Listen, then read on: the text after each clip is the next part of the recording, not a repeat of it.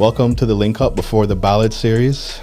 In the studio with us today, we have the leader of the PPM party, Mr. Joey Hew.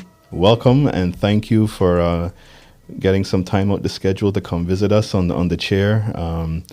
It is, I think it's very valuable that we at least hear from all the party leaders so that even if you don't hear from all the candidates, you can understand at least what the manifestos are and what the vision is of the leaders, because typically that, everyone else should be in agreement with what the party leader says. So I really wanted to get that parity out there to the public and have those options for people to make their decision come April 30th. So thank you again. My pleasure. Good to be back. And we're into crunch time now, so it's been difficult and wearing many hats. But no, I've enjoyed watching your series and watching as all the things evolved over the last few months. And this is what it's going to be about in the future. And this is what the future should be: is politicians making themselves available to the public in different forums. Getting their messages across and interacting with the public, basically. So recently our platform has grown exponentially over the, past 10 months or so. And it's kind of huge shift was after you made, your appearance on, and that kind of piqued the interest of the Facebook crowd, which tends to be a little bit older of a crowd, but they are very, very engaged into politics. And after that kind of happened, it's been this snowball down a hill, just growing since then. So I do want to say thank you for giving us an opportunity and recognizing us.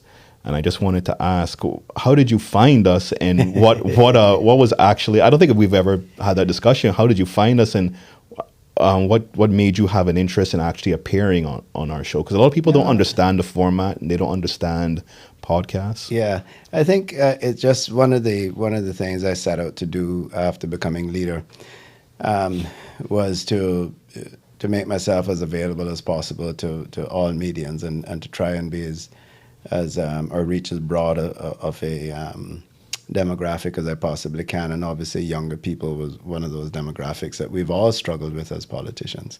And how do we get our message across? How do we make young people feel involved and stuff? So I think I embarked on attending a few things and doing a few different things. And then I ran into Victor at a coffee shop one day. And I invited Victor to a coffee shop one day to ask his advice on how do I do that? Because I started to do a few things with a couple of other social media platforms. And he said, well, we have this podcast.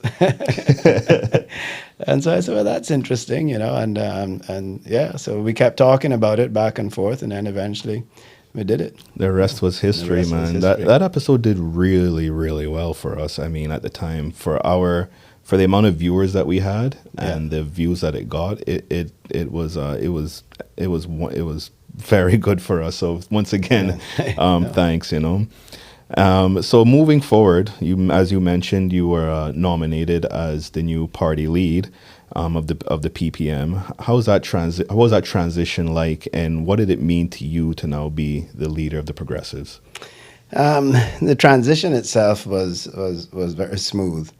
I think the stage that I was at, both in my life and politically, I started to have questions about, where do I go from here? Do I run again?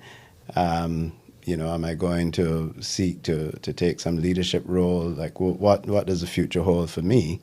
And that slowly over the years started to shift to, oh my goodness, well, I don't think I'm going anywhere. I think my country still needs me as we watch things unfold. And then once we got nearer to the elections and we started planning for the upcoming election, Leader Roy and I had some conversations, and as a team we had a conversation, and he thought that it would be the right time for him to step aside, in particular to allow me to immediately become leader of the opposition within Parliament.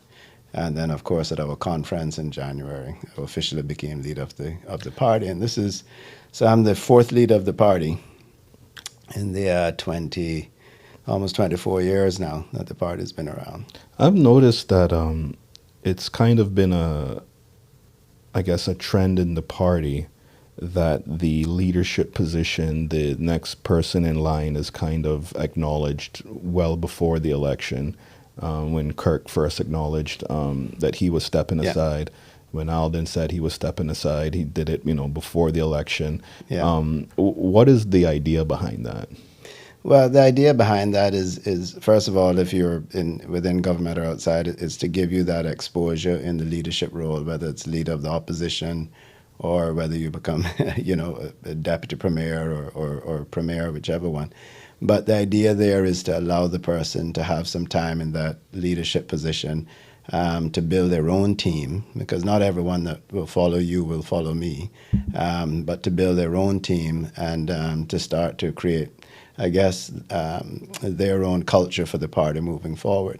And each person has their strength. Each person brings something different to the table. But overall, you could see the continuity. You saw the smooth transition from Kurt Tibbetts to Sir Alden McLaughlin. You saw the smooth transition from Sir Alden to Roy McTaggart.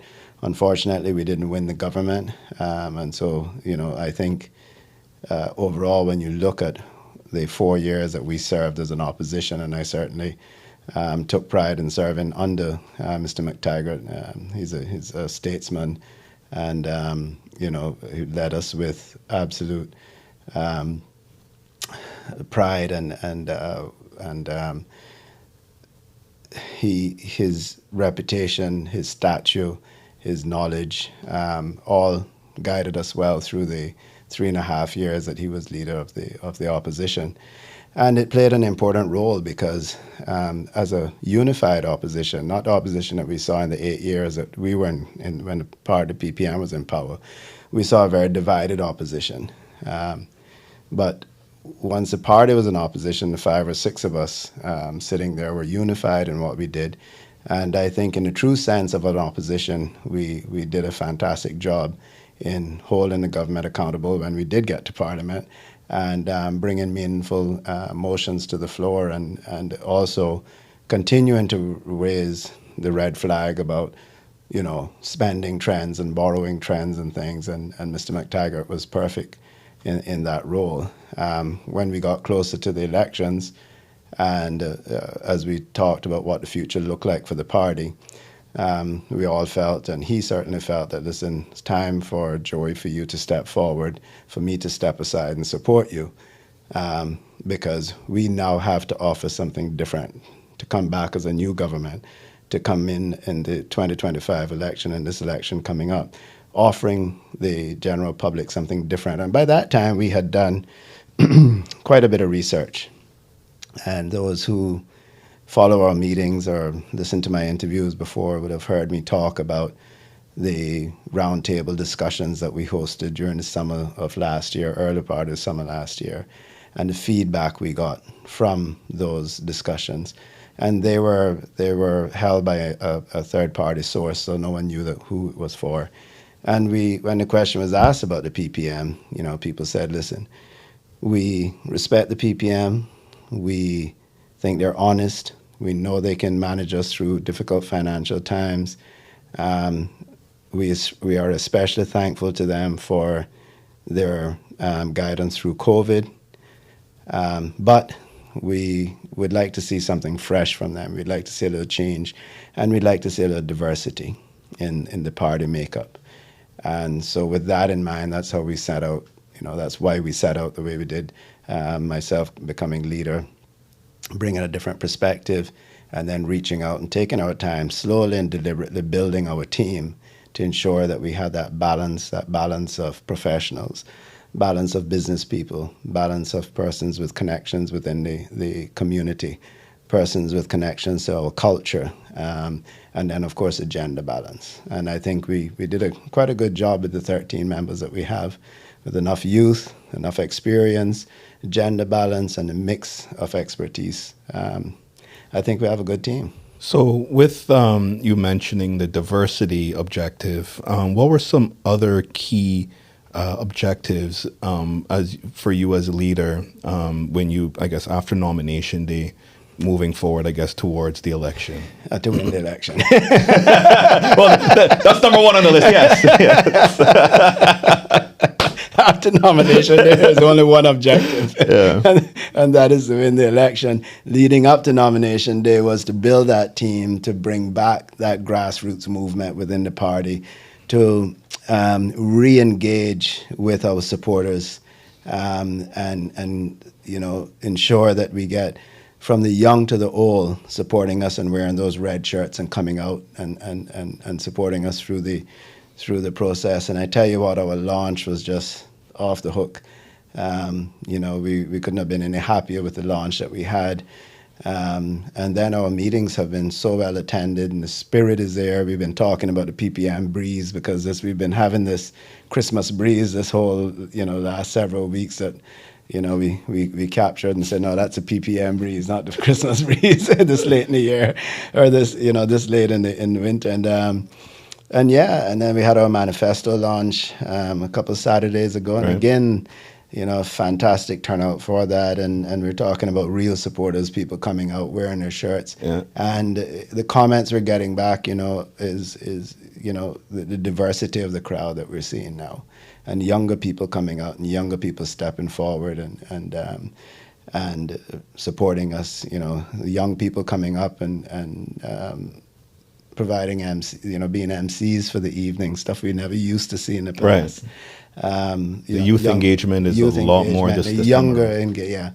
and young people coming up and providing endorsements for candidates and really getting involved, going out there and canvassing for us and working at the meetings. And that was one of our meetings. After the meeting, I was there chatting, and a gentleman brought his son over to meet me, and he said, I dragged him out to the meeting. He said, but he was really blown away by the amount of young people that were here. And I said to him, some of those are Mr. Hew's nephew, that's his son, that's this one's son, this one's nephew, this one. And he goes, wow, the PPM is really a family, isn't it? And that just made my night, because I was like, yeah, it is a family. It's a family affair. We're all here. We all have, we're here for the one reason, and that one reason is love of country. Right. And that's our motto. So before April 30th, people are making a decision not only about their candidate of who they want to elect, but also they are going to be voting on 3 referendum questions. While you were in opposition, what was the party's thought process around supporting the referendums being a part of the April 30th election?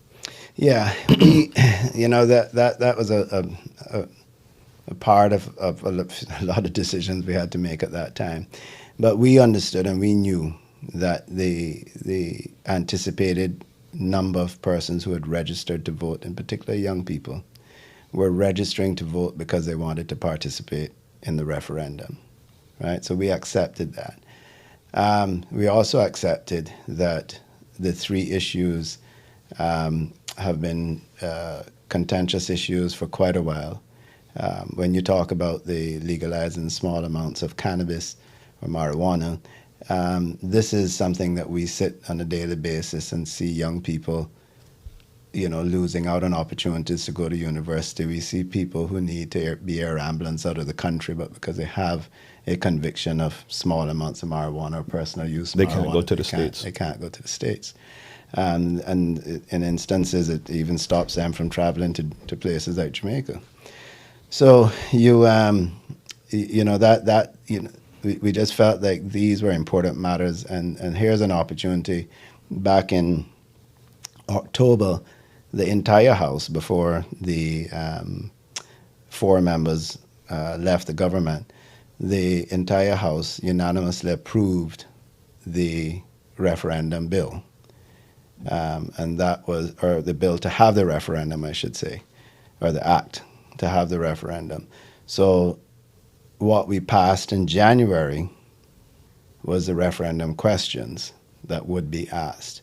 We also spoke with the elections office, and they had already geared up and prepared and had, had a plan, obviously spent some money, created the ballot papers, everything for this referendum. And so,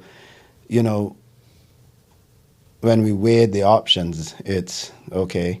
There's some reasons that people feel we should not have had the referendum, but we felt that the reasons to have the referendum, to give the people their say at the election, I should say, on the same day as the election, far outweighed having the referendum a few months later at a full cost of another election of a couple $1 million when we could combine it on one day.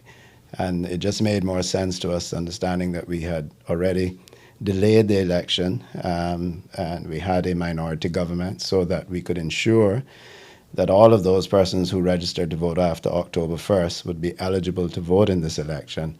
And so we may as well allow them and have the referendum at the same time. So your manifesto is out. Mm-hmm. They can find it at progressives.ky mm-hmm. if they want to read it. I wanted to ask some questions about the manifesto. I can't go through everything, unfortunately. No, I don't know it. I don't know it verbatim either. But I try to do my best to pick some some points from most sectors to try to get some understanding of what the PPM's vision is and what they want to do. One thing I wanted to say that stuck out to me instantly was in when you started to address the solutions. Yeah. You did it in a very unique way that I did not see anybody else do. You went from what is in it for young people to families, mm-hmm. to the retired generation, and then the future of Cayman. I guess is kind of as a synopsis of the whole manifesto. I thought that was quite nice. So I guess let's dive into it. Sure. Housing for young people. What is the plan to make housing affordable for the younger generation to be able to partake in being a part of this rock? Yeah, when we always talk about the younger generation, but it's housing for Caymanians, period. Every day we meet mature Caymanians, people with families, people approaching retirement age and are still renting. Right, especially Caymanians in the hospitality industry, and this may be an issue we have with that industry as well, where banks will not give persons loans. Because the money isn't guaranteed. The money isn't guaranteed, and it's seasonal, et cetera, et cetera. So we talked about a lot of programs. Some of the programs have been around and just haven't been utilized, like the GGHAM, the Government Guaranteed Home Assistance Mortgage.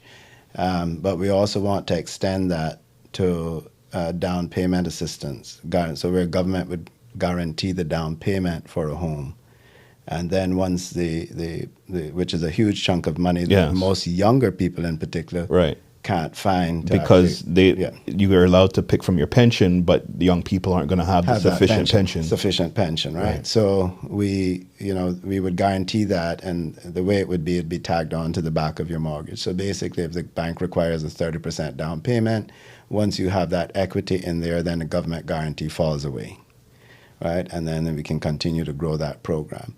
There were a number of programs that we had researched, that I had researched and brought as a private member's motion over a year ago in Parliament, actually. Yeah, over a year and a half ago in Parliament. It was accepted by the government after there was some confusion, you remember, people changing their votes and stuff. And it was finally accepted, but none of those have been implemented either. And those included things like shared ownership with the government. Just to be really quick, it's where, as a young Caymanian or a Caymanian, you can buy into a home at, say, 30% with the government. So your partner is a government. And then each year you can buy 10%, 5%. You can continue to grow, and your equity will also grow in there. And then if you eventually get to the point where you either want to buy the house outright, then there's stipulations for that. Or if you want to sell and cash in, then you would sell it right back into the program. I remember you mentioned this on your visit here the first time. Right. And these are things that, and also we talked about turning the National Housing Development Trust into a statutory authority then, and have it responsible for everything, including rentals. Okay. right? And then there's opportunities where government can work with landowners, Caymanian landowners, people that are land rich but don't have the equity to go to the bank or the cash to go to the bank to develop that. And because we have a tremendous amount of need just within government for persons that government need to place in homes, right? So I know 6 years ago, 7 years ago, that need was in the 110 bedrooms total sort of thing, mixed between single family and one bedrooms and that sort of stuff. So if you were able to empower Caymanians with land across the island through various different concessions, planning concessions, even as far as designing and drawing and getting planning approval for them, providing let's say you can fit 5 apartments on your property, and we provide you a guaranteed lease for 2 of those for 10 years. Then you can go to the bank with all of these concessions, these leases, and get the mortgage to build your 5 units. And then we have 2 persons there that are placed by government through the poor relief program, and then 3 you're able to compete in the open market or Right. participate in the open market. So we've accomplished a Caymanian getting their piece of the pie, developing their property. We have accomplished providing some housing for those who need it through the government programs. And we also have created a bit of social diversity. So we can do the same thing as well for the NHDT to take into the program to sell. So if you speak into any developer, local developers, small ones, local guys all across the island, you can build 5 apartments or 10 or 15 or 20. What's your cost? My cost is $200,000 an apartment. Okay. You're going to build 10. We're going to give you $400,000 concession, and you're going to sell us 2 units for $200,000. Right? So we buy those two units, goes into the NHDT. A young Caymanian or a Caymanian.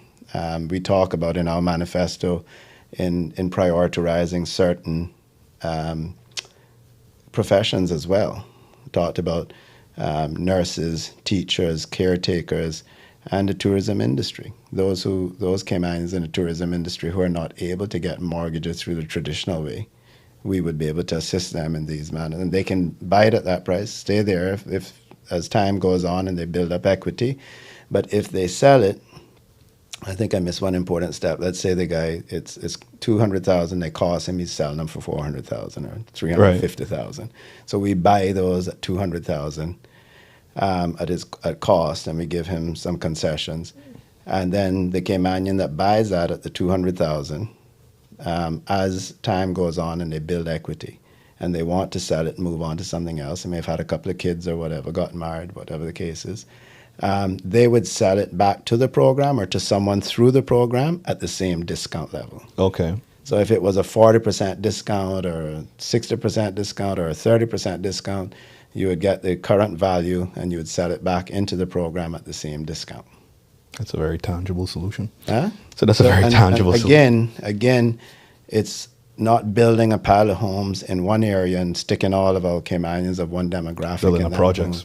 Building projects, but it's creating social diversity while empowering our Caymanian people that don't have land to utilize it and to participate in. Instead of what we have happening now is Caymanians with land are looking at this real estate boom and going, how do I participate? Oh, I sell my land. Yes. Instead of having the ability to develop it and keep it in their family and right. Exactly, So it's and grow, get full benefits of being able to develop it. Maybe keep a few of their apartments for themselves, so that their kids can have something. It's just all of these, and we had a number of plans, and some of those are briefly outlined in our manifesto, but we can hit the ground running on that. Before I even left, during COVID, and we got interrupted by COVID, we had created an interministerial committee with a young man in the deputy governor's office heading it up. And we brought together all of the agencies that had anything to do with housing, NHDT, planning, NAU, Children and Family Services, because we also need midway houses for kids coming out of the foster care program. When they hit 18, they have to come out, but they're not quite ready to go into the real world. Can you imagine you're in foster care? You know, for 2 years, 18 comes, next day you're out. You have to go find an apartment. You probably don't even have a job yet, right? You may be a student at UCCI or whatever. So we need like a dormitory style place where it is a semi-supervised place. It has cameras, it has security gates and everything. And then someone checks in on them in the morning, noon, and in the evening, there's people that pass through and check in on them. So it's semi-supervised. But it's assisting them and all of the other programs to assist them, whether we put them into UCCI, whether they're in UCCI, whether they're getting ready to go off to university, whether they are going to one of the other programs for TVET programs around, if they need further counseling, if they need preparation to enter the workforce, all of these things can be done whilst we have them there and get them prepared to the point where they can go out and fend for themselves and be a productive citizen in the country. That's badly needed. We also need, and these are things we can put out as RFPs, we also need a place for homeless people to go. Even if it is just because our Caymanian people with addictions, we just can't forget about them. There is going to be too many of them for us to remember to turn our head the opposite way when we pass one that we know is always there. But what's going to happen is that when we turn our head to not look at that one, we're going to see another one on the other side, right? So we have to do something about it. And they actually need a place that they can go and have a meal, have a shower. Some of them are in trouble and need a place that they can go to be safe. Mm-hmm. They will actually go and commit a crime to get arrested because they need to get off the street, right? So these are a lot of things. When we talk about housing, for me, which I'm passionate about, there's so much. But there's many things we will do. Someone was speaking to me today about, how many Caymanians are living on the 7 Mile Beach corridor and the waterfront. And I said, well, did you know, up until a few months ago when I brought a private member's motion, that the first-time Caymanian buyer's exemption on stamp duty was not applicable to West Bay Road, Eastern Avenue, or South Church Street in parts of Georgetown. And that's changed now. That's changed now. And I brought a private member's motion to change it. Not many people knew this. It was put in the law, and I think when they did that exemption, it was back in the day when we had this very complicated, tiered stamp duty structure so that supposedly richer people would pay. And I think the thinking at that time was that if you were a Caymanian and wanted to go live on 7 Mile Beach corridor or Eastern Avenue, which was considered, had a nice, all the nice hardware stores and whatever, or South Church Street, which was considered wealthy Caymanians, mm-hmm. that you don't need to have a concession on your stamp duty. But what is the difference? It's capped by the value of the house anyhow. So if you're a Caymanian, you could find a place to buy at that value. Why wouldn't we want you to have that opportunity to live there? Do you think that it's cap... Like school segregation. do you think that cap on the stamp duty needs to be higher, elevated? Yeah. Because right now it's at what, $550, I think, for 0%? And then up to 650 or 600. Okay, something like that. The 0% part, I think, is fine. But if somebody's $1 over that, $6.50 or whatever, they don't get to participate.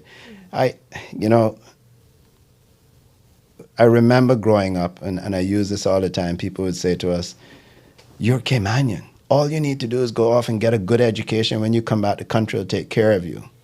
Right? And they talked about that because there was the Caymanian Protection Board, and because you were going to get that job in government mainly, because you went on a government scholarship, and you're going to buy a house and all those sorts of things.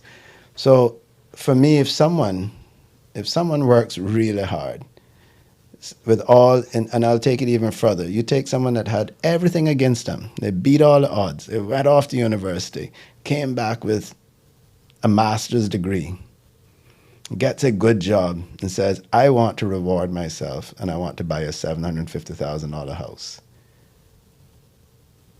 Why shouldn't that person be able to buy it? Why would we tell a Caymanian, no, as a government, we can't help you? Right. We won't help you, sorry. Not that we can't, we won't help you. Because we think you should go and buy a house further up the road where it's 600,000.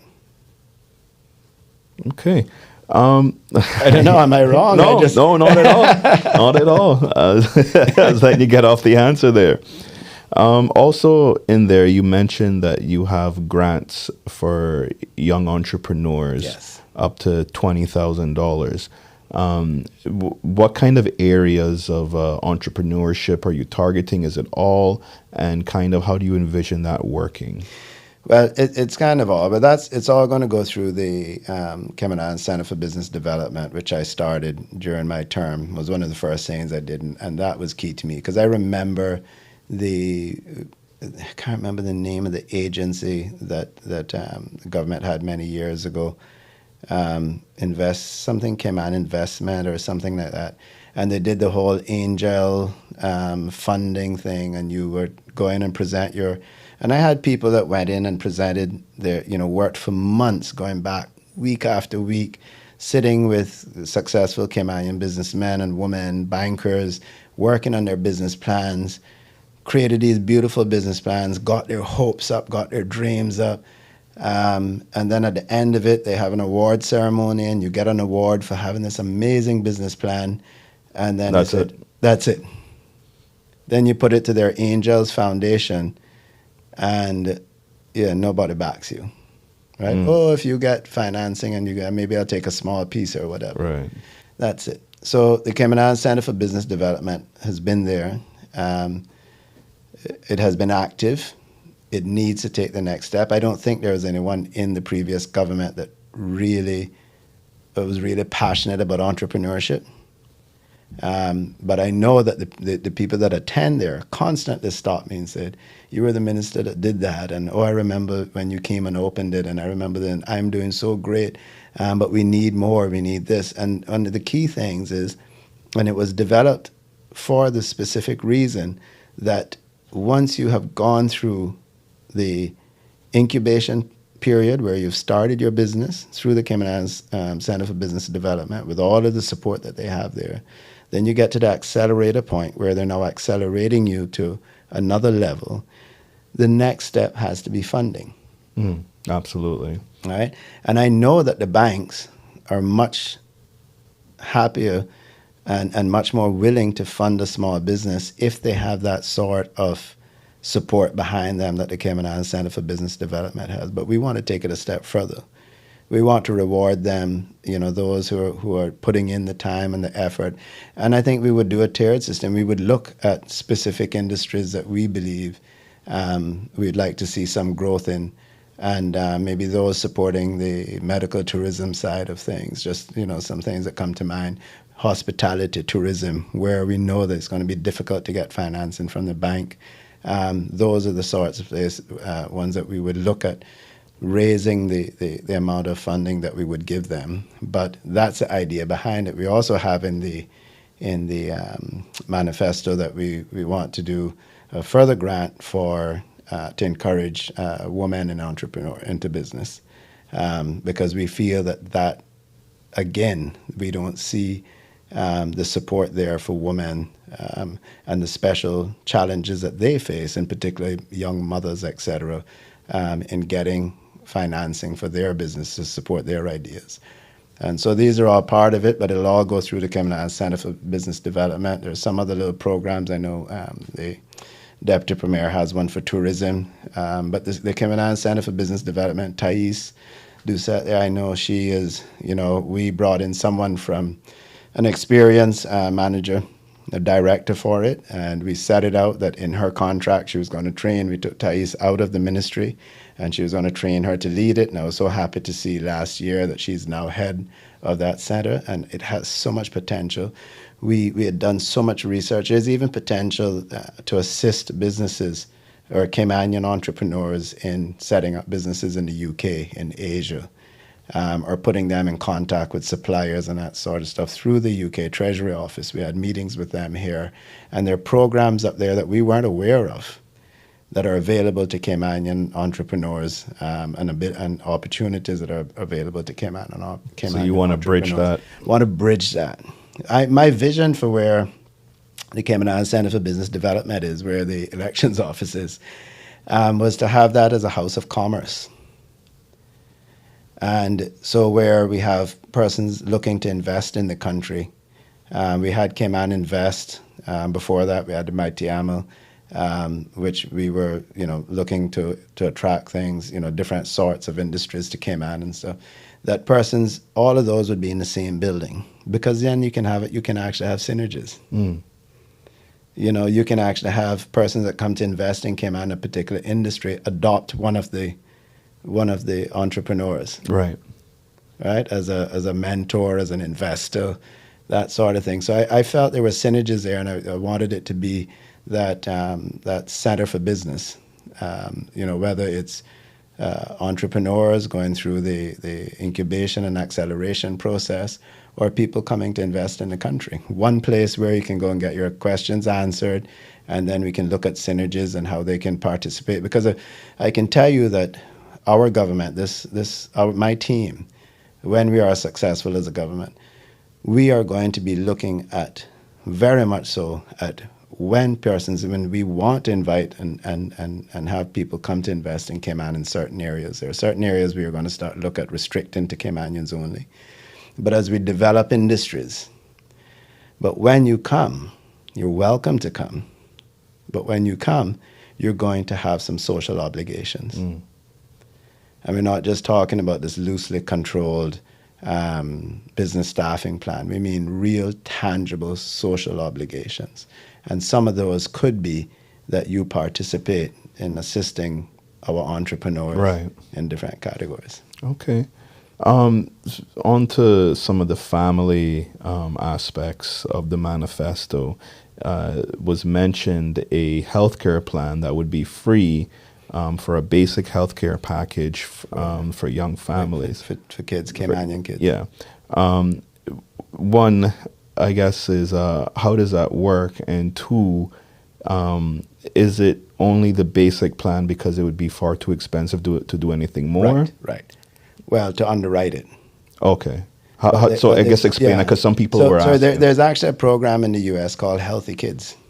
Okay. Now, if a Caymanian child is born premature or with complications, government takes care of it anyhow.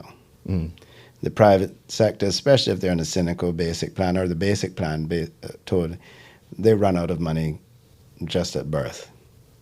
So it's always that government is that one unknown budget item that can take us up to $50-60 million a year. Each one of these children could be up to $2 to $3 million, depending on what the complications are. But majority of our children are born healthy, right? So if you have a basic insurance plan for those kids, free insurance plan for those kids, then if there is a complication later on, if there is a major issue, then we can bump that up to a comprehensive plan. And how does that work in partnership with the government? Well, it's through Cynical. Okay. We do it through Cynical. So we're offering this free program through Cynical. And then once anything happens, because even those, again, if you're a Caymanian family on a basic insurance plan in the private sector, and your child or yourself have a life-changing or a major health incident, you run out of that plan pretty quickly. And what most people have to do is apply to Cynical to supplement that plan. So Cynical doesn't take you on completely, but they offer supplementary insurance to pick up where your plan left off. So when you mention bumping up the plan, what cost is that to the actual family or the? None. Okay. None, because majority of the kids are going to be healthy, and what we want to make sure is that they stay healthy. Okay. So here's the thing. It's on a on need basis. Exactly, because if we gave every child a comprehensive plan, we would have to underwrite that. Okay. Right? But if you have that basic plan to ensure that you go for your dental appointments, your vision appointments, your checkups, get your vaccinations. So it's a dynamic plan then. Okay. So you go for those basic things to ensure that a mother doesn't have to choose between paying for those services for their child because they don't have insurance for them, or paying an electricity bill, or choose between taking their child to the doctor who's sick or buying groceries, because they can't do both. Right? So, and again, like I said, if that child gets really sick, even if they have the basic plan through the private sector, government ends up picking that up anyhow. So let's give them a free basic plan to ensure that they go and get their checkups, that they get their shots, that they go for the dental, that the mother doesn't have to, or the father, the parents don't have to choose between taking should be a perfectly healthy kid for checkups until when it's too late, because they can't afford to do the checkups, where the child now has progressed to a point where it becomes a major health issue. So in principle, it should create a healthier community, which means that it will cost government less in the long run. Understood. Okay. Right? So, and when we look at that falls under families. It also falls under cost of living. Right. I use this on the stage. I use it in the Compass interview, I think. But you take because this is a real life scenario. You take a single mother, $8 an hour as a cashier. Insurance for the 2 kids comes out. Pension hasn't even started coming out yet, but they had a loan for the uniform, so they're paying that back. They have to pay a babysitter, and they were paying the babysitter minimum wage to come 1 hour before they leave, especially with traffic, and stay 1 hour until after they get back. When I sat with this young lady and did her finances with her, she was losing $25 a week. And that would be okay if during her lunch hour or her day off, she could run down to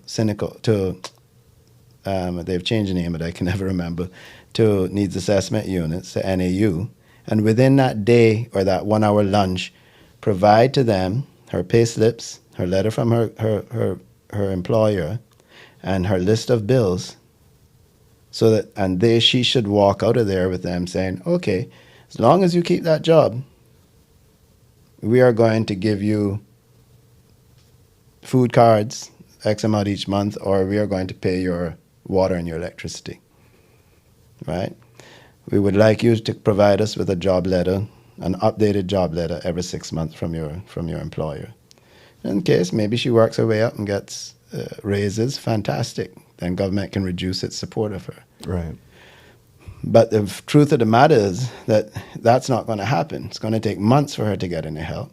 She's going to quit the job. This is what happened. She quits the job because she's losing money. The fathers are nowhere around, right? And this is a real thing. This is everyday Cayman life. And if you even take a married couple with a couple of children, making an average salary but having to take that insurance out of their salary, like that is where we can help them the most. Right. Right? That is where we can take some pressure off of them immediately. That's a big chunk of money that comes out of private health insurance for the what do you call it, dependents or dependents? Yeah. Yeah. Mm-hmm. Because your health insurance will more than double. It's by law. Yeah. Yeah. So you did mention that she was working for $8 an hour. I see that the Progressives have proposed an increase of the minimum wage to $9. And not only the increase, but moving forward, I guess some sort of review over time of where the economy is and how that is in line with the minimum wage. So one, how did you arrive at the $9? And two, how do you foresee the future of that review taking place? We have to sit down and discuss with the different industries, the carve-outs that are currently there, and how do we adjust those, right? So it's not, it at the moment, without having those discussions, we can't say that it's going to be across the board because it is tiered right now, right? We have views on that, but we need to actually consult with industry. But the minimum wage committee's suggested minimum wage was $8.75, I think. Okay. And it was over a year ago. So we're taking the $9 as inflation, right? And that's what we want to do, is do the reviews and have it tied to inflation, because the kickback, the pushback that the government received from this review, which was delayed because of COVID and stuff, I think that if we had been able to keep the minimum wage in tune with inflation, it wouldn't have gotten such a big pushback from the private sector, because you would have had these small increments over a period of time. And the businesses can adjust. We're very much slowly. aware of that. And we have to be cautious, because we also know that a lot of the increase in pricing from the private sector in areas like that are going to affect middle income Caymanians, like landscaping companies, small works contractors, you know, even if you take into consideration some of the transport things that aren't unfair, but you know, it's providing transport for different things. There'll be areas that it will have a negative effect on pricing for middle class Caymanians that will take some adjusting. But overall, you know, we feel that in today's Cayman, it's not humane to live on anything much less than that. And so we believe that with that number, we will see, as they talk about the rising tide floats all ships, we will see, and one of the arguments other people have as well is that how many Caymanians are working at minimum wage? And we're going to fool ourselves to believe that a Caymanian is going to run to a particular job because it's $2 or $3 an hour more. Some of those jobs we just don't want to do. Right? But what will happen is that when those persons at that level get the increase, it allows them to live a little more humane in this country, maybe even spend a little bit of money in the country. But the Caymanian, hopefully the Caymanian above them also gets an increase, because they'll have to move proportionately to that person at the bottom. And so all the hourly wage staff, you'll see that move up, and hopefully that's where we'll see the greatest impact on Caymanians. So hand in hand, as we mentioned before, you have healthcare, you have pension. It is mentioned that you want to reform pension, yes, to, I guess, be in line with the times as well. What are your thoughts and processes, and what's your ultimate plan for the reformation of pension? If anyone sits with you and say, I have an absolute plan to deal with it, then I would question that, because it is not an easy solution. It's a very complex matter, especially now that we have to sit down with actuaries and experts to look at what has been the effect of the recent changes to the pension law, to allow people to pull pensions, to purchase homes, to pay off this, to pay off stratas, all these sorts of things. So there's definitely been a raid on persons' pensions. So what is the effects of that? Before that happened, we knew that pensions for Caymanians at the current rate of contribution would not be sufficient for Caymanians to survive after retirement. Now, we also have a situation where Caymanians are raiding those pensions early. And one would say, okay, I can see the value in paying off a house. Because if my mortgage still had 5 or 6 years left in it, I'm retiring at 65, and it's $5,000 a month mortgage. If I can draw my pension to pay that off, I'm better off doing that than retiring and only receiving the maximum amount of the pension, which is $1,200. Because I then have to find $4,000 and something else, $4,800 more, or $3,800 more. So there's benefits in that, but what we're going to have to wait to see is what are the negative effects, the unintended consequences on the pension funds, and what do the projections look like for the average Caymanian. We've received some of that information, and it's not pretty. If a Caymanian, I think they did it by age, if a 30-year-old or working for 10 years or something withdrew, what their pension would look like at retirement age, and there's real challenges there. But one would, the tough part of it, and the really difficult one that any government's going to have to deal with, is that the contributions are too small to actually provide a proper pension for anyone who hopes to retire in Cayman. So we have to look at that. Yeah. And that may actually mean that persons more have to come out of their pensions, more out of their salaries rather, into their pensions. Then maybe what we can look at from that point is how do we invest those monies? How do we ensure that they're getting proper return? And maybe there are programs that they can, later on down the road, can you take some of that pension out and put it into another investment fund of some sorts? Those sorts of things, thinking outside of the box. Okay. But there's no magic wand, and it's not going to be easy. Let's move on to the future of the country, to one of our pillars in the Cayman Islands, tourism. Mm-hmm. And how do you see the future of tourism being shaped by your government if elected? Yeah, tourism, obviously we're going to look at it as stayover and cruise tourism. I think stayover tourism, we see two other hotels underway. I think there's Mandarin Oriental in Beach Bay has broken ground. Our work is happening there. And I'm hearing of another one that should be going into planning or may have gone into planning already. I think that is a great opportunity for us to plan for the future. We have 600, 700, 800 more hotel rooms coming online. We need to take a breather and catch up on the infrastructure side of that. More importantly, we need to understand how are we going to manage the influx of persons coming to work at those hotels. For whatever the reason it is, majority of the hotels in Cayman have between 30 to 35%. In the high season, maybe up to 40% Caymanians working there. But across the board, even if a new hotel opens and they take some Caymanians from other hotels, they all still end up at like 35%. So it says to me that there's particular jobs that in the industry that Caymanians like to do, or there's particular jobs that the industry is willing to hire Caymanians in. We need to get a better understanding of that. And we need to start training Caymanians in a very meaningful way and encouraging them, and things like having preferred programs for hospitality workers to achieve home ownership and other things to encourage Caymanians to look at tourism and the hospitality industry as a viable industry to be in, right?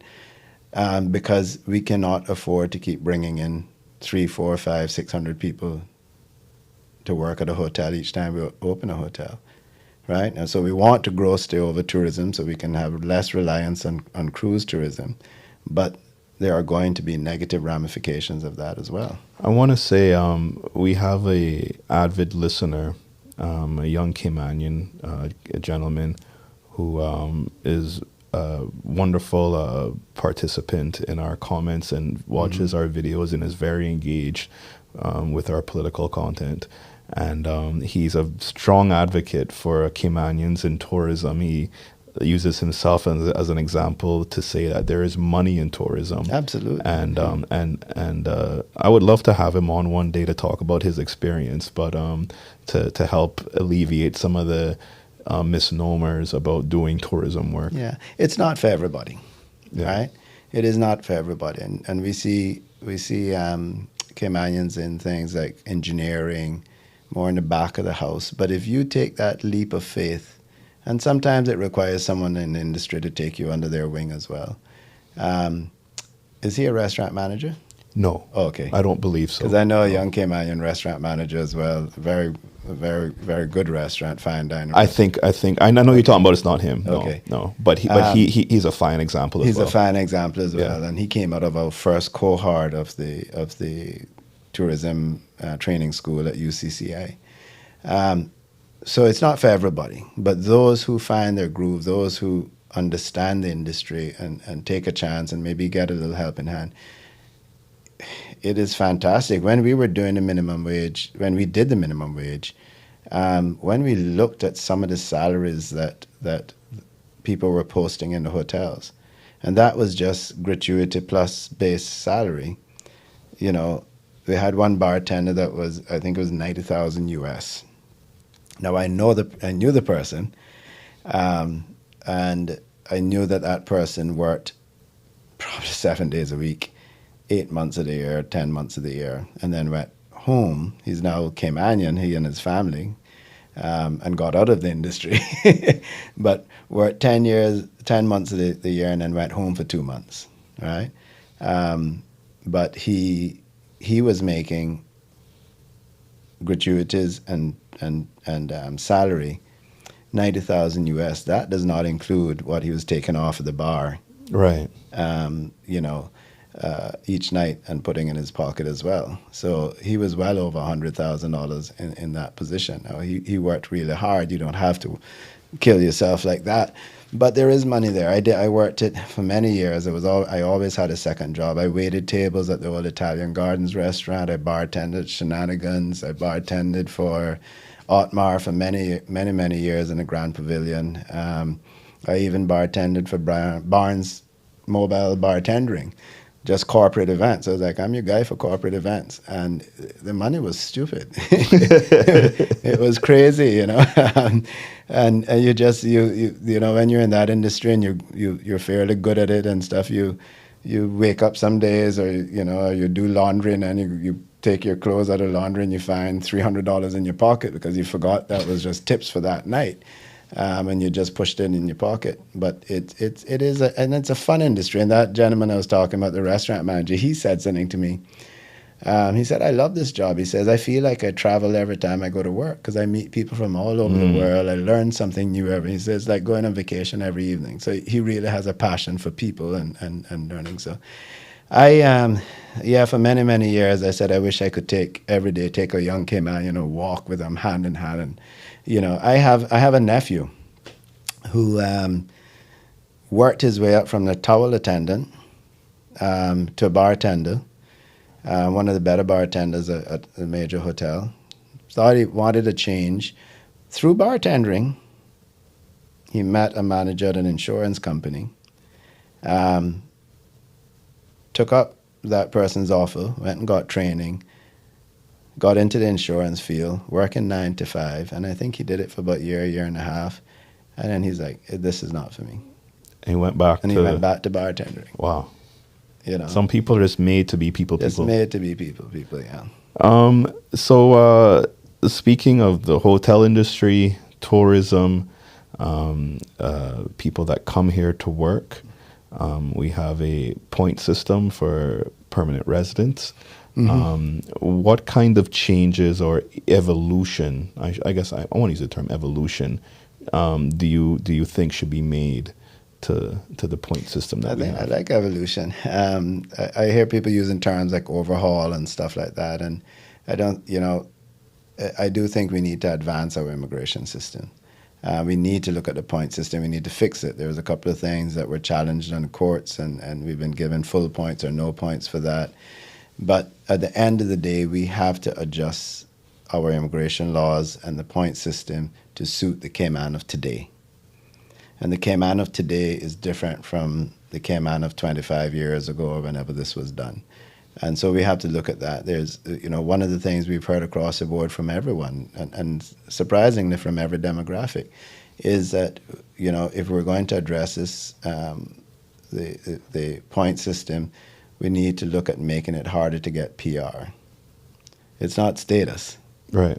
It's PR that's quite easy to get, right? And the ways that PR has been, the way the system works is that we get two types of persons that end up getting PR. and that is people that can afford to go off and buy a place, live here, don't have the need then to train another Caymanian to take their position or whatever the case may be. And it's once they get through the PR, it's a straight shot to status. And then we have other options where persons come in that we know get PR through different avenues, and the right to work through different avenues that we know in 20 years the government's going to have to take care of them. Right. And it's about finding that balance. Where do we find that balance that we understand we do not have enough labor to fit our workforce, but it doesn't mean that we have to make every person that comes here a Caymanian. And that's what we have to work out. How do we manage that? How do we control that? And that is certainly a priority of ours. I like to use the analogy of we're just tightening up the faucet, just reducing the amount of water that's going into the basin. Yeah. I think we're at that point now. The basin is getting quite full, and it's just we can make some adjustments to that. I keep saying this, and I have ideas about it too. But we are lacking data on our own Caymanians, and we're not using data to make decisions. Quite way too often we take knee-jerk reactions, and Cayman economy can fall out at a snap of a finger. It's what was. Someone said to me, "Oh, money is the biggest coward in the world. The first sign of trouble, it runs." Right. Absolutely, yeah, man. Right? Hurricane Ivan. And so, we have to be cognizant of this. We know, we have to accept we do not have enough Caymanians to fill all the jobs that are there. But what we need to understand is what are the jobs that Caymanians can do that they're not filling, and where is the unemployment in all of this. And once we understand that, and where are the jobs that are hot, where are the jobs that we see the work permits coming in for? Because when we start seeing that, we should immediately turn to the scholarship secretariat, and we should do tailor-made scholarships. I have been advocating for this for years, and I will not back down on it, because I'm going to give you a real-life example. Two. First one, real easy. We knew from 10 years ago that compliance was going to be a massive part of the future for financial services. Why didn't we then say to Caymanians, full scholarship? I even identified institutions, identified the program. We knew that monetary authorities are going to need to hire several hundred people. Right. And why didn't we say, Caymanians, young, old, you may have just graduated university, there is a future in compliance. We are going to provide you with a full ride to go and get the necessary qualifications. We're going to pair you up with people in monetary authority to get your training. Why didn't we do that? I'm not going to lie. You go through any of the agencies, compliance jobs are never filled. They just keep coming up. It's the future, and it's getting very expensive in Cayman to the point where it may or will affect our financial services and by pricing ourselves out of the market, because we're competing globally for good compliance people, and it's making it more and more expensive. As the amount of compliance grows, and the demand for compliance and good compliance people, it becomes so much more expensive in Cayman. We run the risk of pricing ourselves out of the market. And a part of that is being able to satisfy that demand. If we could satisfy even a percentage of that with Caymanians, right? Then it's a benefit for both. And those are well-paying jobs as well. Jobs. I remember sitting on a flight with a lady who was heading home for Thanksgiving that was in Cayman as a court reporter, a stenographer. And she said that she had retired, got bored, went to community college, did a course, 6, 8 months, whatever, became a court reporter, a stenographer. Then got headhunted to come to do a big financial case in Cayman in the courts here. And she was like, well, she jokingly said, I don't know if I can do this, but sure, you have to put me up at the Ritz and you have to fly me home to cook for my family for Thanksgiving, business class. And they did it. Dang. Right? The power of negotiation. So I came back and I'm like, this is 12 years ago, 10 years ago. I'm like, we need to put out an ad right away. identify a place for training, put out an ad right away for persons, Caymanians, to go and train to become court reporters, stenographers. Guess what happened last year, 2 years ago? A fantastic thing that happened. There's a shortage in the world of these folks. And Cayman, our parliament, used to outsource our Hansards, and it was taking a very long time to come back because there was a demand in it. So now, fantastic, we have our own stenographers in the parliament, so we create our own Hansards.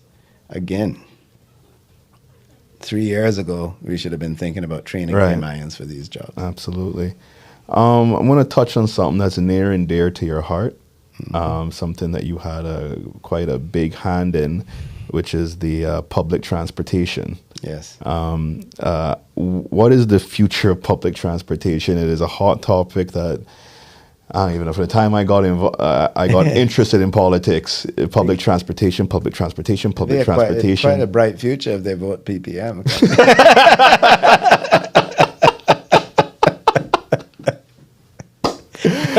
Oh my God. That's a short answer. I think I can do this thing with my eyes, in my sleep. But the truth is the matter. We know what has to be done. It's gonna take a little political will. It's going to take protection and looking out for those who are in the public transport business already, the Caymanians that are in it. But there are 2 reports that were done that we don't have access to, or 1 report done, and I think there are experts on that and continuing to do studies and stuff.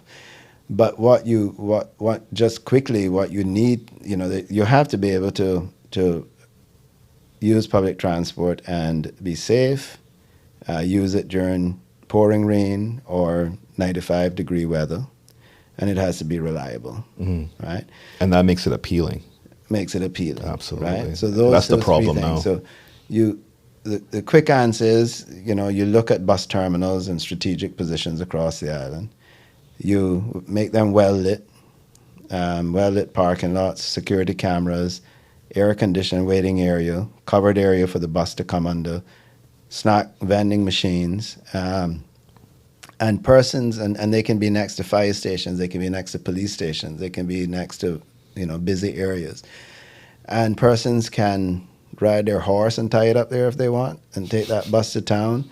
They can ride their bicycle, ride their scooter, ride their e-scooter, drive their car, because the price of gas, as that fluctuates, it's better to take public transport and to find parking in town or even Camana Bay these days. So you take the car and drive to the bus station. That's hypothetically, the bus station is at Frank Sound Fire Station.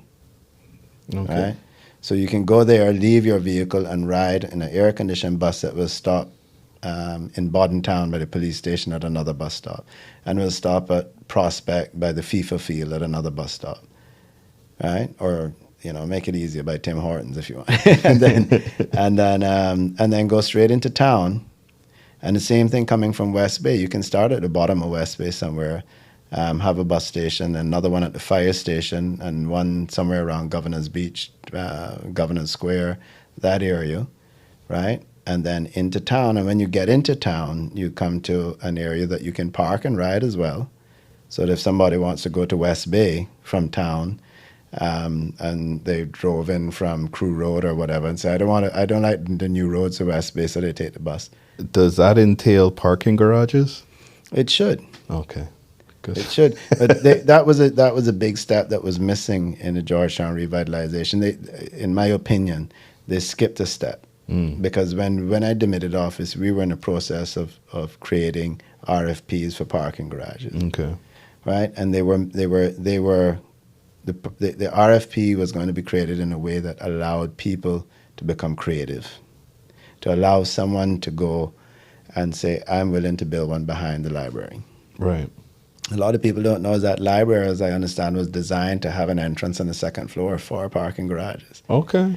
So right? the construct. But architecture is there for that to happen. Yeah, supposedly. So, but even so, you put a parking garage there. You partner with private sector, government builds it, whatever. You leave down below as a bus depot. So now you have a covered bus depot and bathrooms and stuff like that. Right. Second floor parking is for the library, and then the rest is public parking. And then what you also have at your parking rides, or one could be by credit union, one could be somewhere close to Kirk's or Eastern Avenue. But you also then re-implement the hop-on, hop-off I was system. going to ask about the hop-on, hop-off. Yeah. You re-implement that so that when people get to town, again, remember, we're in the tropics, Right. right? Several months of the year it's 95 degrees. You can't walk around. You can't walk around. The next time you'll be washed away, right? That's true. It's flood rains. Yeah. So these things you have to take into consideration because it's all about being able to move around comfortably, right? So when you get to town, and this wasn't guesswork either, we had done town hall meetings across the island, and the elderly people in particular said, "I love to use public transport. I talk to the people on the bus, da da da." Other people say, "I can put my makeup on and everything else, but when I get to town, and I have to go to credit union." Then I want to go to Digicel on the waterfront. And maybe I have to go NAU and Mary Street. Those are far away. You can't walk that. By the time they get half of their business done, they said they're exhausted. Absolutely. Soaking wet in sweat or wet, and ready to go. But if you have the hop on, hop off that they can get off the bus, get on that, go to the different points, get back, and it's comfortable and safe. You could spend your whole day in town. Absolutely. Get all your business done, So I want to address the highest point in the Cayman Islands, Mount Trashmore. It is quite the controversial topic, and obviously one that since I've been Mount Trashmore is now nice and covered. Part of it, yeah. So you're talking about Junior. You're talking about the new one. You know what's funny?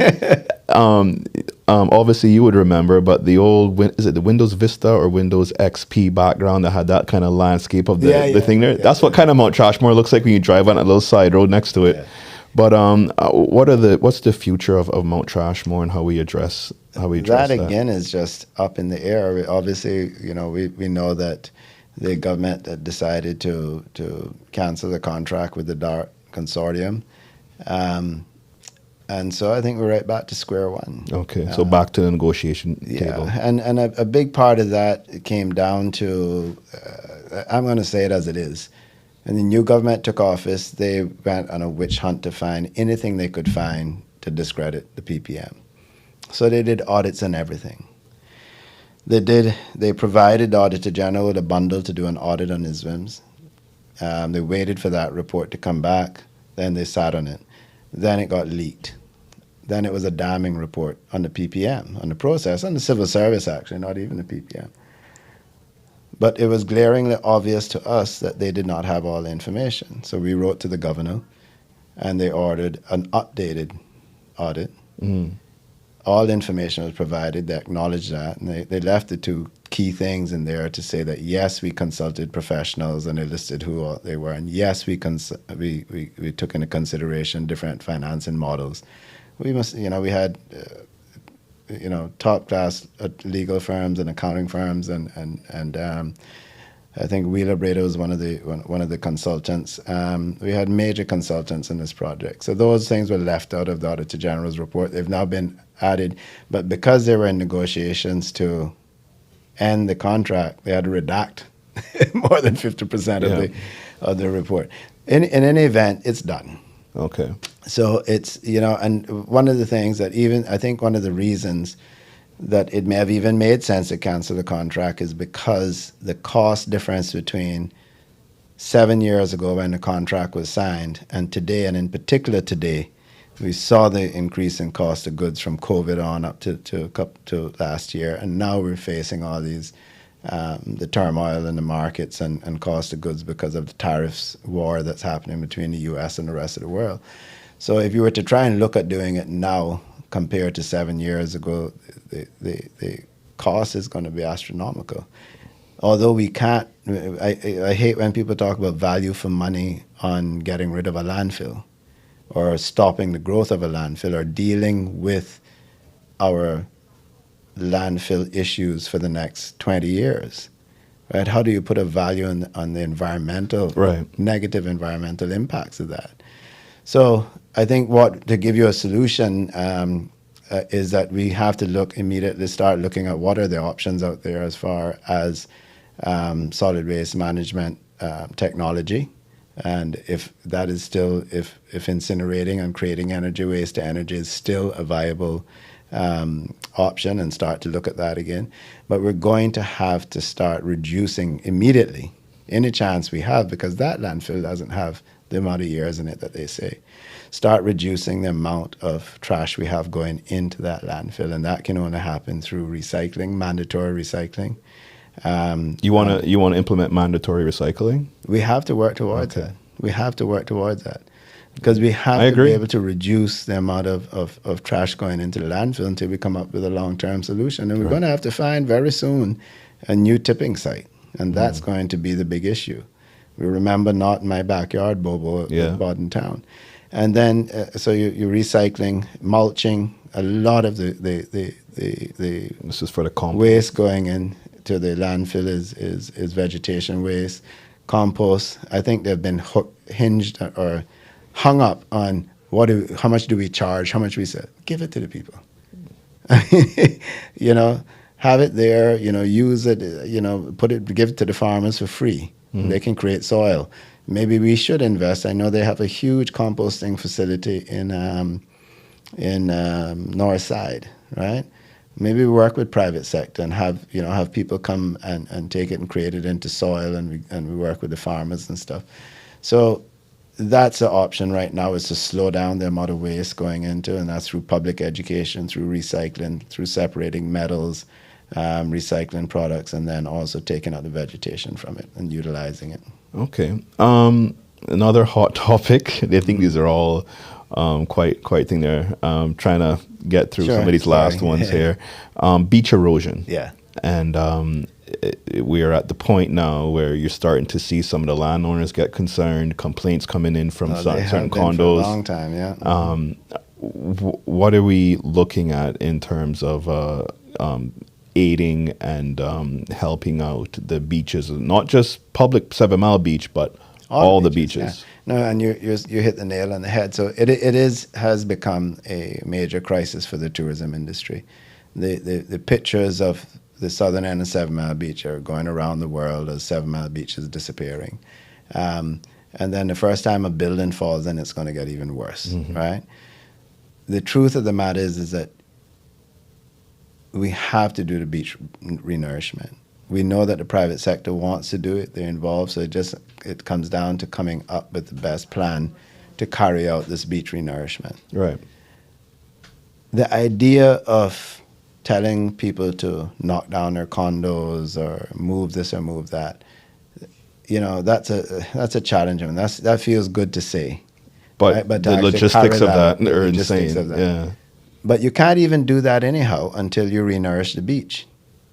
Because as you know, the water is up against the walls. If you move the wall, the water is going to continue. We saw it in the last storms where the water took out the bathrooms in the back of Royal Palms. Right. If you do that, if you were to remove any of those buildings, the water is just going to keep coming. So you have to do the beach renourishment first before we can even talk about any sort of managed retreat.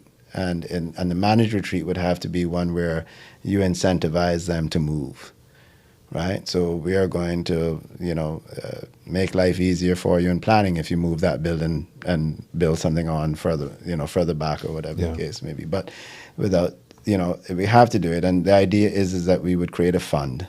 Our thoughts are we create a fund.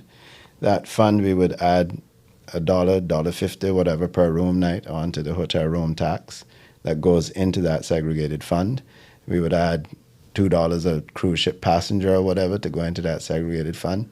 And we would grow that fund to continue to maintain 7 Mile Beach, but also to deal with beach erosion around the 3 islands that we know is happening and will happen.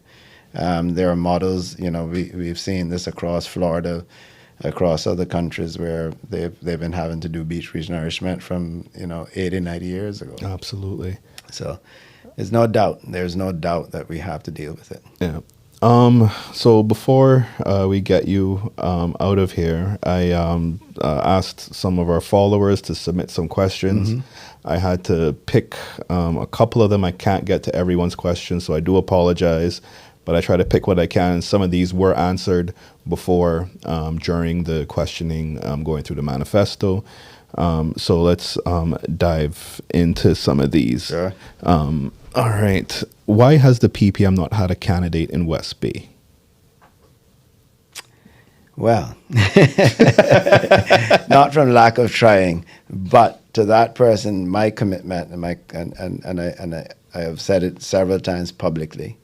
One of the goals as party leader is to ensure after this election that we end up with an office in West Bay and an office in the Eastern Districts, right? At a minimum, maybe even one in East End and one in North Side, but at least one in the Eastern Districts and one in West Bay. And that is if a successful candidate wants to come and join us from West Bay and we're willing to work with them, then our thing is going to be, you need to open a PPM office there, right? Because we have to have a presence. And that has just been it. It has always been that the UDP was a West Bay party and the PPM was a Georgetown party. We need to get away from that. And the PPM, part of my goal and talking about building my team and that diversity is to show that we are a Cayman Islands party. I even criticized one of the other parties that just has the word Cayman in there. So, and they don't have any candidate in the sister islands, so I assume that they're not a Cayman Islands party. But that is what the PPM needs to become, is a Cayman Islands party. A party we've always had a presence. We've had a presence, I should say, last 12 years in the BRAC. We'll continue to have a presence there. And I will open, win, lose, or draw. We will have a presence in West Bay. And the Eastern Districts. Okay, next question was, how does the PPM critique the current government but also accept 3 members of the same government in their group to form the next government? Yeah, and that's a fair question. But because we sat on the other side and saw what was happening throughout the 2 or 3 iterations of the government, we could see from our side where the breakdowns were, where they talk about special interests, where those special interests were, where the infighting was coming from, right? And we could see clearly from our side. So that's the one observation. The second thing that we all had to accept is that you can only form a government with people that get elected. And anyone that believed that all of the incumbents were going to be kicked out of office are dreaming. There are people in there that are going to get reelected because they represent the people in their constituencies. We may not like how they represent the country as a whole, but they certainly represent their constituents, and this is representational politics. And so those persons, when we looked at the landscape of who could possibly be reelected, and we said, it is better for us to work with those who we've watched and those who were willing to work along with us, especially after when the minority government took over, and those that we have a relationship with. So we've worked with John before, we know him, and we've worked well together. Ms. Juliana was a member of the party previously, and Kenneth was a member of the party previously, the deputy premier. And so for us, it made sense to take those persons who we know, those persons who we believe we can work with, than to wait until after the elections when we may have to negotiate with 6 or 7 people to form a government. Because that could very much be the reality of it. 6 or 7 incumbents I'm talking about as well. And so, after the horse trading at the last election, that's not something we were interested in doing. And we felt that we can work along with these 3 individuals. The next question. And they were willing to join the party. The next question: would the PPM seek to reintroduce the Caymanian Protection Board? If or if not, why?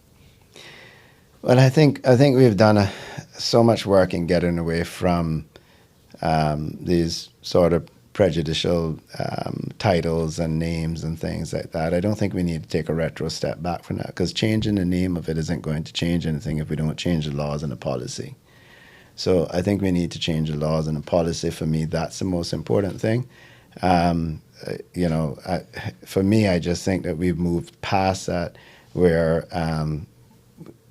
we have to have those sorts of names, and if you see other Caribbean countries that have names like belongers and stuff, changing those, Right. because we're in a different time now. But I have no focus on the name change. My focus is on changing the policies and the laws to protect Caymanians. Do you feel the concessions that were given to major developers was the right call when you were previously in power, and do you plan on giving more concessions to developers? No, concessions don't. First of all, concessions don't only go to developers. Majority of the concessions are given to Caymanians buying homes and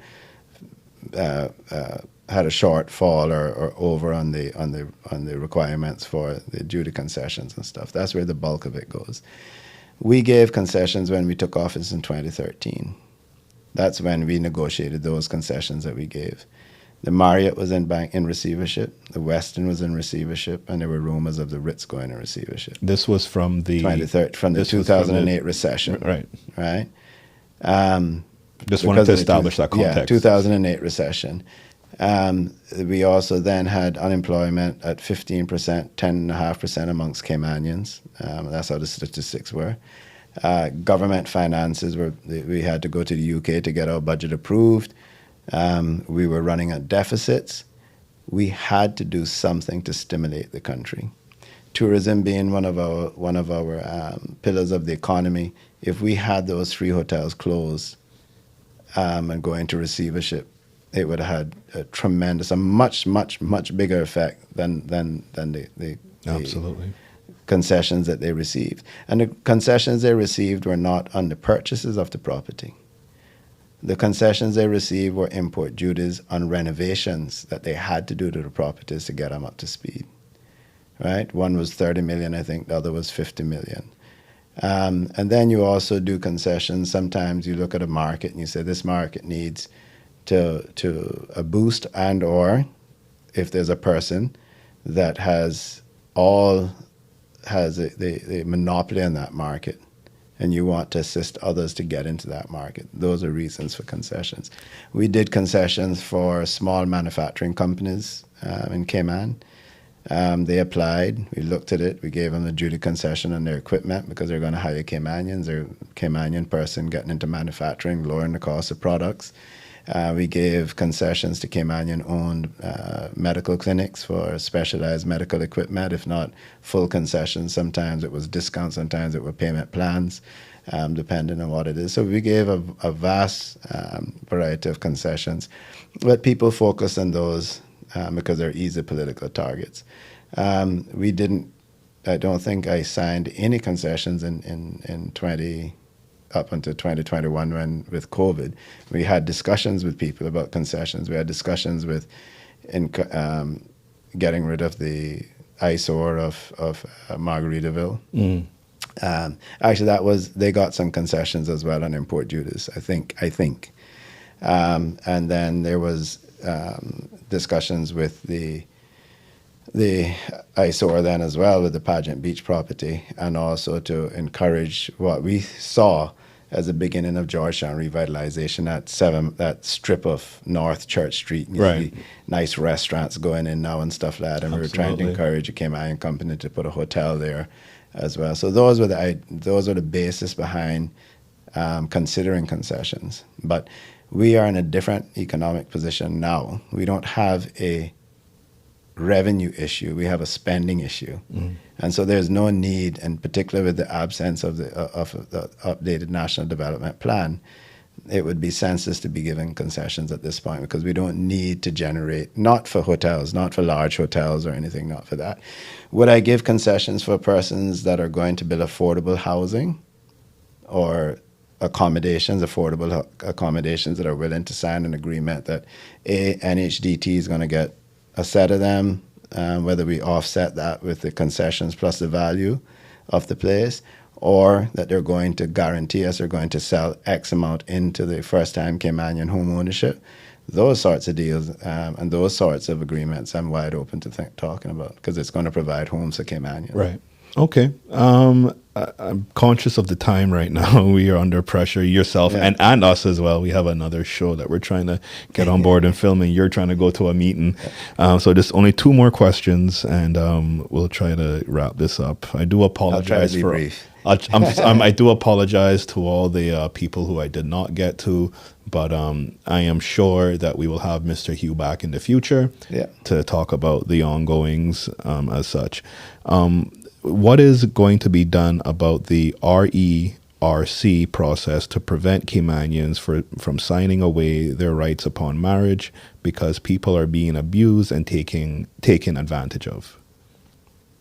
I'm not familiar with that, but Well, it's a right to be Caymanian. It's a pathway to status through marriage, and there is arguments that perhaps what we should be doing is doing more of a 5-year license to be renewed, residency license of some sorts.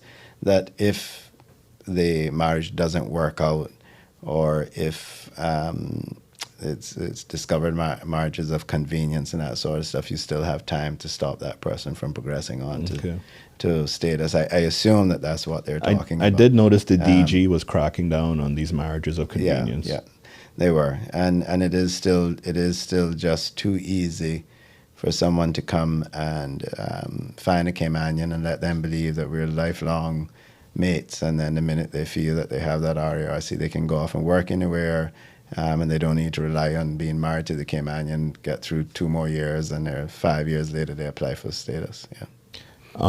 Okay, the last one here. Rough one. In 2021, you said we could not put limitation on the free market to prevent real estate agents from bulk buying, purchasing pre-construction properties. In the past 4 years, we have seen the issue compound.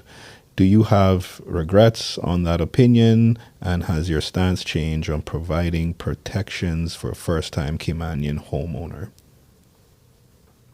Well, if I said that that I would not support, I'd be surprised. But I think we have a free market. One of the concerns I have is not so much whether it's real estate agents holding blocks of apartments and things. It's people that are buying them without a license. They may have a license for a family office, or they may have a license or not even a license. They may just be residents here, and they're buying blocks of apartments to put into Airbnb in particular. That is something that we have to address and look into quickly, because that is causing major issues.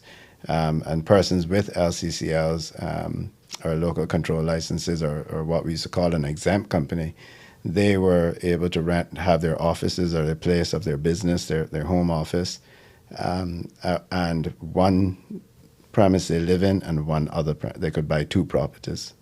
I think that hasn't been enforced, and we have persons that are here as residents due to independent means and that sort of stuff, who are without a license, buying blocks of apartments and then putting them into Airbnb or flipping them. And yes, we have to do that. If the realtor is a Caymanian, then we would have to look at that from speaking to the real estate industry of implementing some sort of code of conduct or something. But I don't know, how do you stop a Caymanian from buying properties? But we do have an issue with people buying them illegally, and I consider it illegal. So what do you have left on your agenda before April 30th? Where can people find you? What meetings do you have coming up? We have meetings every night in the various districts, but the one that I would encourage everybody to attend is on Tuesday night. Give the date, sorry. Tuesday, April the 29th. Okay. At the Compass Greens. That's our big rally. That's our last hooray before elections on April 30th, sorry. So I would encourage people to come out to that. It should be a great evening with entertainment and speakers and that sort of stuff. But we're on the road. You can check our website to find out where our meetings are. But we'll be meeting every night but Sunday between now and elections. If people want to get in contact with you, if they have questions about the manifesto or candidates in their constituencies, how did they reach out? They can go on to the progressives.ky and they can submit questions there, get contacts there. They can email me at joeyh, at ppm.ky. That's the easiest way, and we're sure to follow back up with them. You guys got a 3-letter domain? I did. Oh, the ppm.ky. I've been trying to get a 3-letter domain forever. All right, Sanji, I'm going to talk to you now. Yeah. Joey, I really appreciate your time and coming in to reach out to our audience. I thought it was very important that we have all the party leaders come in and state and their vision for the future of the country, so our audience can feel a bit more informed and ready to vote on April 30th. Once again, I appreciate the time. I'm sorry we had to cut off a bit short. That's okay. I understand. But we hope to have you back in the future. Yeah, and thank you for having me. It's been fantastic. Always great dialogue, of course. And all I can do is encourage people to come out on April 30th and vote for the PPM. I think we're the most experienced team there, the full slate of candidates that we can hit the ground running on May 1st. And I'll be back here, hopefully, in the near future as Premier of the country and be able to answer your questions once again. All right, Mr. Hew, it's been a pleasure. I appreciate it. Fantastic. Thank you. All right. Thank you for tuning in. This has been the LinkUp before the ballot. And whether you are on your way to work, from work, at work, doing work, not doing work, with your family, kids, dog, pet, lucky rabbit, you have been tuned in to the LinkUp. This has been the Joey Hew episode. Until next time.